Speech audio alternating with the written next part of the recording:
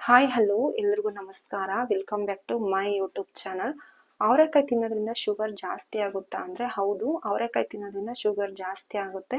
ನಮಗೂ ಇದ್ರ ಬಗ್ಗೆ ಗೊತ್ತಿರಲಿಲ್ಲ, ಯಾಕಂದರೆ ನಮ್ಮ ಅಮ್ಮನಿಗೆ ಕಣ್ಣು ಆಪ್ರೇಷನ್ ಇರೋದ್ರಿಂದ 1 ವೀಕ್ ಫುಲ್ಲು ಅಪ್ಸ್ ಆ್ಯಂಡ್ ಡೌನೇ ಆಗ್ತಿತ್ತು. ಮತ್ತು ಫುಡ್ಡು ತೊಗೊಳೋದಾದ್ರೂ ಮುದ್ದೆ, ರೊಟ್ಟಿ, ಉಪ್ಪಿಟ್ಟು ಇದೇ ರೀತಿ ಅವ್ರು ಫುಡ್ ತಗೋತಾ ಇದ್ರು. ಮತ್ತು ಅವರೆಕಾಯಿ ಸೀಸನ್ ಇರೋದ್ರಿಂದ ನಾವು ಅವರೆಕಾಳು ಬೆಳೆಸಿ ಉಪ್ಪಿಟ್ಟು ಹಾಕೋದಾಗಿರ್ಬೋದು, ಮತ್ತು ಸಾಂಬಾರು ಮಾಡೋದಾಗಿರ್ಬೋದು, ಆಲ್ಟರ್ನೇಟಿವ್ ಡೇಸ್ ಎಲ್ಲ ಅವರೆಕಾಳು ಸಾಂಬಾರು ಇರ್ತಾ ಇತ್ತು.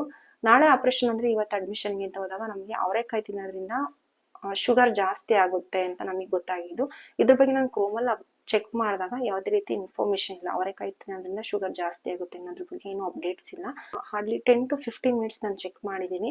ಆಮೇಲೆ ನೆಕ್ಸ್ಟ್ ChatGPT ಚೆಕ್ ಮಾಡೋಣ ಅಂತ ಅಂದ್ಬಿಟ್ಟು ಚೆಕ್ ಮಾಡಿದ್ರೆ ಅದ್ರಲ್ಲಿ ಅಪ್ಡೇಟ್ ಇತ್ತು, ಅವರೆಕಾಯಿ ತಿಂದರೆ ಶುಗರ್ ಲೆವೆಲ್ ಜಾಸ್ತಿ ಆಗುತ್ತೆ ಅಂತ. ಹಿಂದಿನ ದಿನ ಗೊತ್ತಾಗಿರಲಿಲ್ಲ, ಆಲ್ರೆಡಿ ಅಡ್ಮಿಷನ್ ಆಗಿತ್ತು. ಅವತ್ತು ನಾವು ಅವರೆಕಾಳು ಸಾಂಬಾರು ಮಾಡ್ಕೊಂಡೇ ತಗೊಂಡೋಗಿದ್ದೋ, ಬಸ್ ಸಾಂಬಾರು ಮತ್ತೆ ಮುದ್ದೆ ತಗೊಂಡೋಗಿದ್ದೋ. ಸೊ ಅವತ್ತು ಅಮ್ಮ ಅವರೆಕಾಳು ಸಾಂಬಾರು ಅಲ್ಲಿ ತಿನ್ಲಿಲ್ಲ. ಮತ್ತೆ ಬೆಳಗ್ಗೆ ಚೆಕ್ ಮಾಡಿದಾಗ 201ಗೆ ಬಂತು.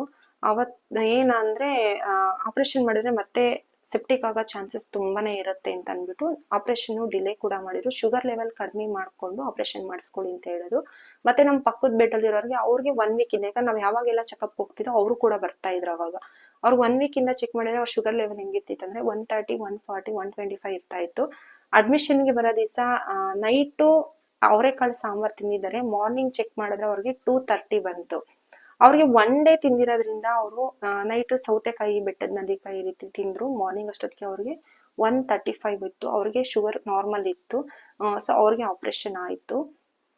ಸೊ ಶುಗರ್ ಪೇಷಂಟು ಏನಾದರೂ ಆಪರೇಷನ್ ಇತ್ತು ಅಂತಂದರೆ ಅವರೆಕಾಳನ್ನ ತಿನ್ನಕ್ಕೆ ಹೋಗ್ಬೇಡಿ.